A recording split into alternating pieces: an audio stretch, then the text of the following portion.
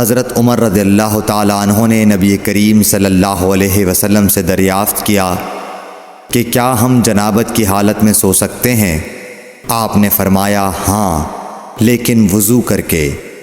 صحیح بخاری حدیث نمبر 289۔ حضرت عمر رضی اللہ تعالیٰ عنہ نے رسول اللہ صلی اللہ علیہ وسلم سے عرض کی کہ رات میں انہیں غسل کی ضرورت ہو جایا کرتی ہے۔ رسول اللہ صلی اللہ علیہ وسلم نے فرمایا کہ وضو کر لیا کر اور شرمگاہ کو دھو کر سو جا۔ صحیح بخاری حدیث نمبر 290۔ نبی کریم صلی اللہ علیہ وسلم نے فرمایا کہ جب مرد عورت کے چہار زانوں میں بیٹھ گیا اور اس کے ساتھ جماع کے لیے کوشش کی تو غسل واجب ہو گیا۔ صحیح بخاری حدیث نمبر 291۔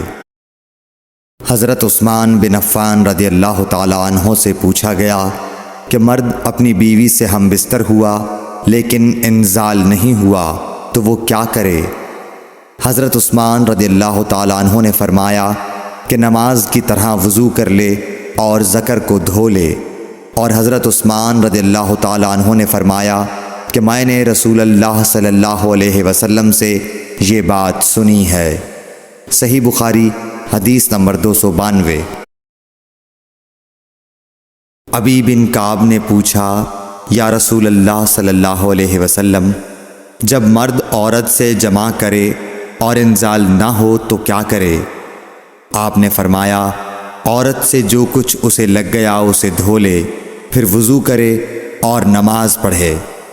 صحیح بخاری حدیث نمبر 293۔